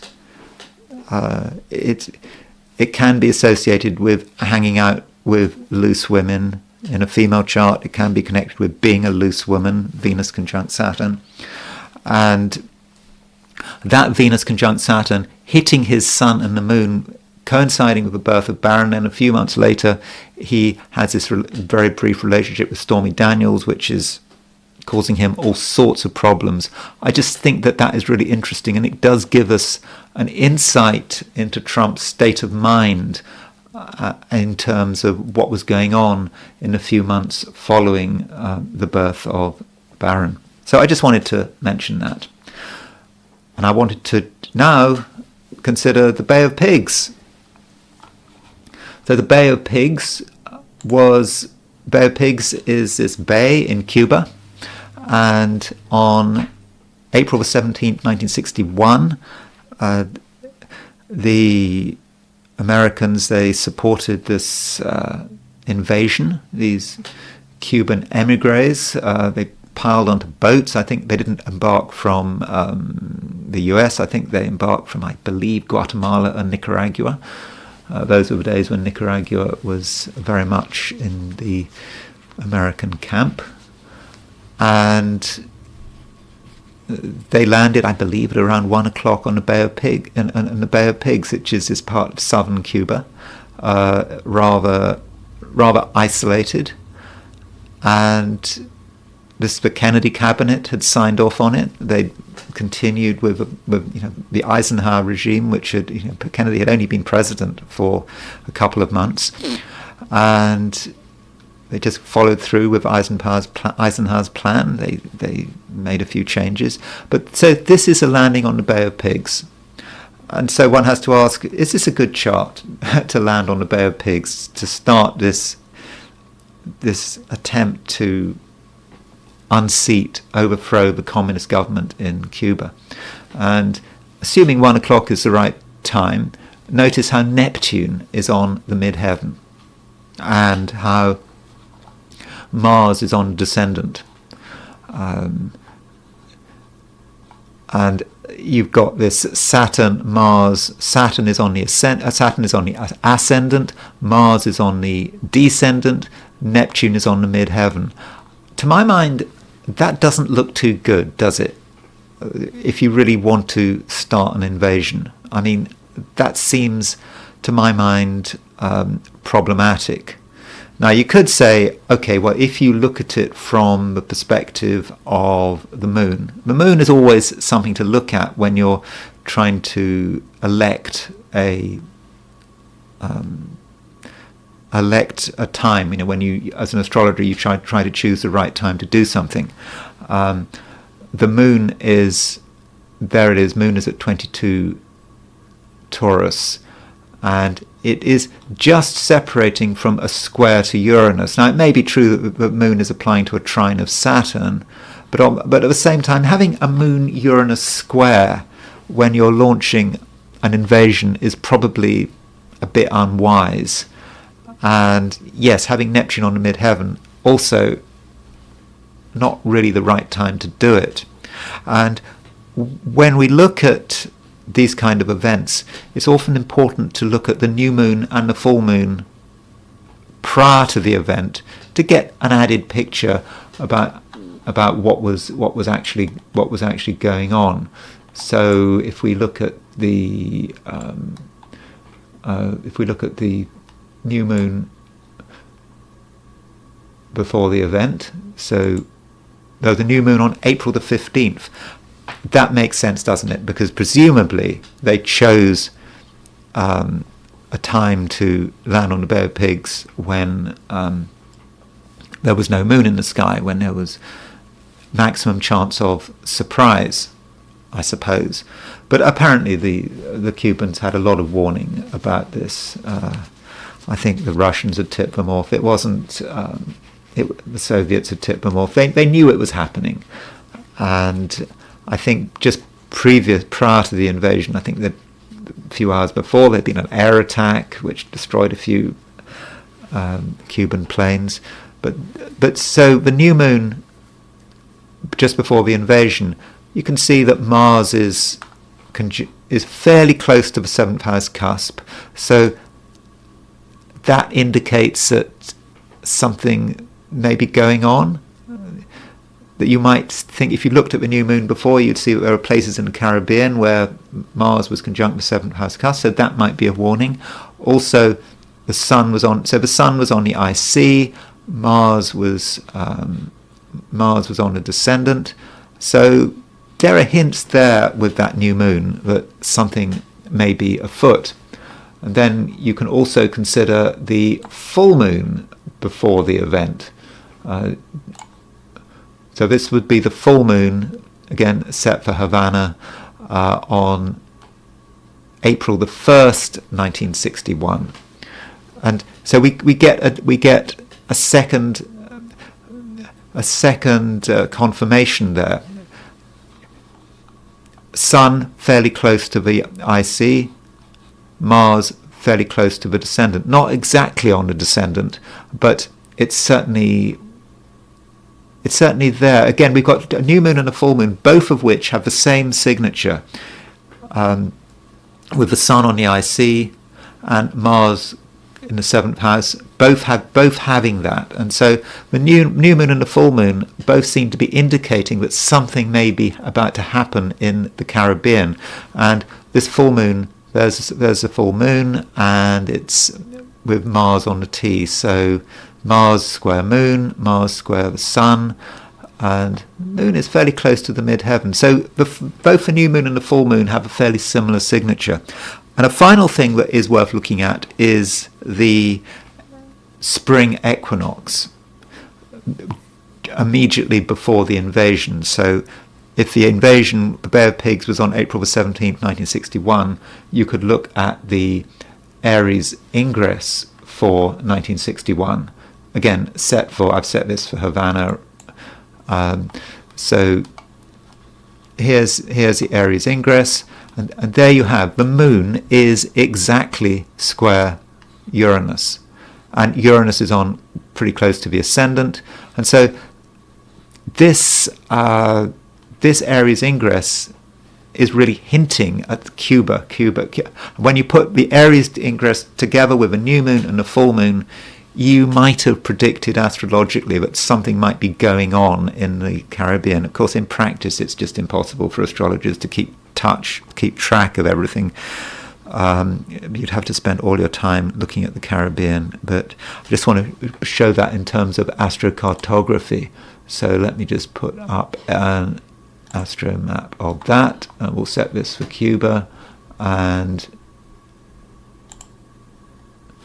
so there's that moon on the midheaven line.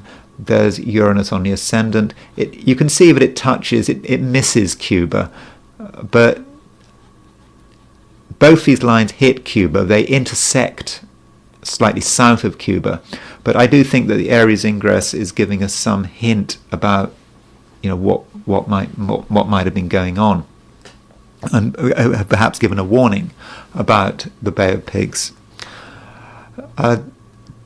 Then we have to consider how this affected Kennedy. So John F. Kennedy was obviously the president at the time. It was down to him. It was in a sense he messed up. His cabinet messed up. We had this is the Bay of Pigs was when we had the concept of groupthink. Everyone talks about groupthink, but groupthink was all based on the Bay of Pigs and how the American cabinet was able, the U.S. Kennedy's cabinet was able to make this huge mistake of making this invasion when, if you actually looked at the objective facts, nothing was working. Apparently British intelligence, the British ambassador knew that the Cuban people were all behind Fidel Castro. So it was all obvious that it was going to work, but the cabinet just couldn't see it. It's kind of a bit like echoes of Ukraine. Like, everyone knows that Russia is going to win in Ukraine, but still, the US just can't help itself. They're in this groupthink. They have to keep throwing money at the problem, even though it's hopeless. And so, looking at Kennedy's chart and there's John F. Kennedy's chart and what was happening at the time of the Bay of Pigs. So John F. Kennedy had his midheaven at 23 Cancer, and Mars is at 2041 Cancer, and Saturn was at 29 Cancer. So that means that the Mars Saturn midpoint would be at around 25 Cancer. So, or 25 Cardinal. So whether it's 25 Libra or 25 Aries. So the Mars Saturn midpoint was pretty much on John F. Kennedy's midheaven when it happened. Plus Mars was pretty close to his midheaven, and Saturn was pretty close to his IC. So I think that that Mars-Saturn opposition, which was, although it was wide, was 9 degrees out, in terms of midpoints, was having an impact on John F. Kennedy. And so I think that seems to be pretty clear signature of failure.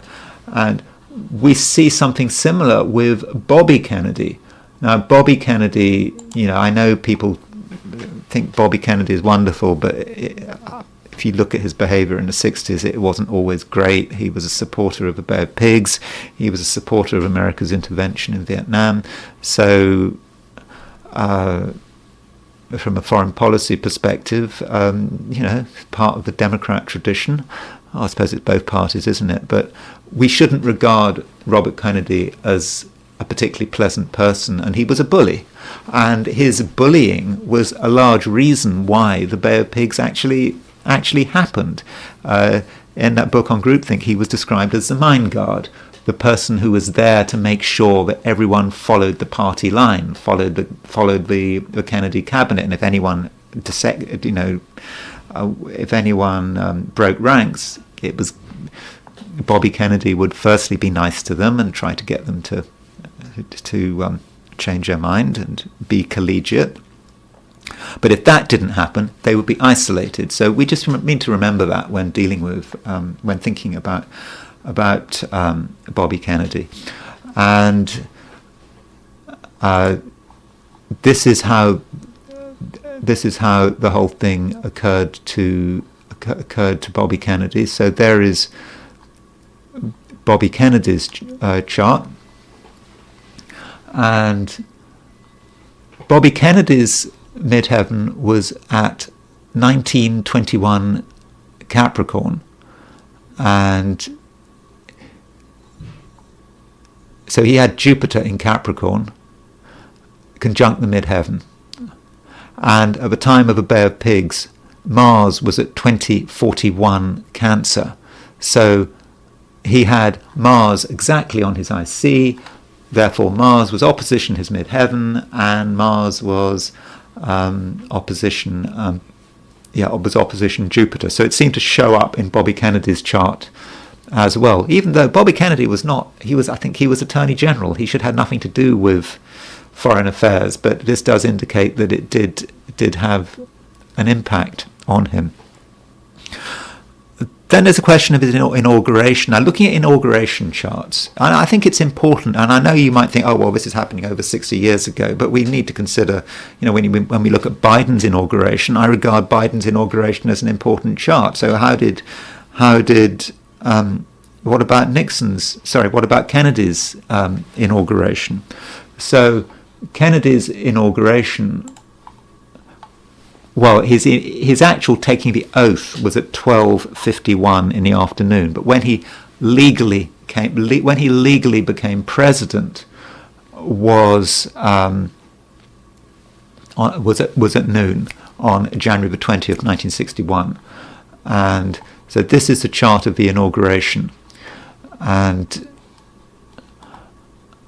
so you can see at the time of the inauguration had a wide Sun-Saturn conjunction on the midheaven, but that midheaven was exactly on the Sun-Saturn midpoint. And now the Sun is always going to be on the midheaven at the inauguration of presidents, at least since, I think, because Roosevelt was inaugurated in March, but they changed the timing. So I think, I don't know how long, for however long inaugurations have been in January, the Sun is always going to be on the midheaven, because it's just that happens at the time of day. So there's nothing particularly special about the Sun being on the midheaven in Aquarius. It's always going to be on the Sun, close to the midheaven in Aquarius. But there was a Sun-Saturn wide Sun-Saturn conjunction with the midheaven right there. So that might be presaging the death of the president. That's one way of looking at it. But we're not really looking at his assassination. We're more looking at the Bay of Pigs and how that impacted the inauguration. So the midheaven, the inauguration midheaven was at 25 Capricorn, and so again very close, pretty close to Kennedy's midheaven. So the Mars-Saturn opposition at the time of the Bay of Pigs was that Mars-Saturn midpoint was, again, it was on the midheaven of the inauguration, and so I think that does work pretty well. We also can see that that Neptune was sort of close to the descendant at the time of this. But the Mars-Saturn opposition at the time of the Bay of Pigs, even though it was wide, because of looking at it from a midpoint perspective, it's affecting John F. Kennedy's chart, it was affecting Bobby Kennedy's chart, and it was also having an impact on the chart of the regime, of the Kennedy regime, the moment when Kennedy became president. One final chart I wanted to look at was perhaps the emotional moment when Kennedy became president. That this would be the time when he took the oath. So that was at 12:51. I don't think that this chart has the power of the other chart. So I just want to do this to really suggest that we need to be looking at possibly the legal moment of the presidency rather than taking the oath of office. There doesn't seem to be a great deal happening there. It's just not as strong as that formal legal moment when it happened. But while I'm here, I might as well just look at the oath of office and just compare it with the assassination, just to see if that works any better. And it kind of does, doesn't it?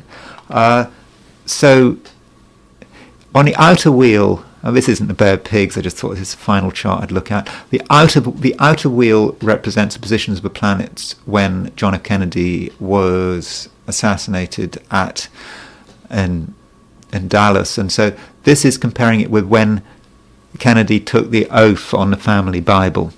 And what does stand out is, firstly, the moon.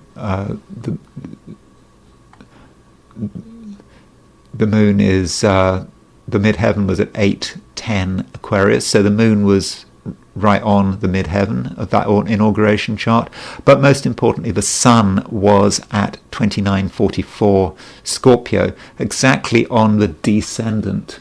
And of course, the Sun on a descendant, that does give us an idea of death and the end of something. It's the sunset of the Kennedy regime. So maybe we should give some consideration to the emotional moment, not just the legal moment, but the emotional moment when Kennedy swore on the Bible, on the family Bible, and that does link up with his assassination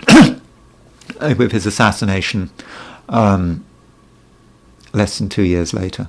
So that's it for the Bay of Pigs, and I know it happened a long time ago, but I think it's important to look back on these events because I think they do have some relevance to the future. They also have relevance to practice, the importance of looking at new moons and full moons before something happened, and also inauguration charts. Which inauguration chart? Should we look at inauguration charts? I think I've demonstrated that inauguration charts can actually be quite useful. So thank you very much for listening. If you enjoyed this video, I would be very grateful if you were to like it. If you're not a subscriber, then I'd be super grateful if you were to subscribe. And if you want to buy me a coffee, there is a link in the description. So thanks again for listening, and I will talk to you again tomorrow.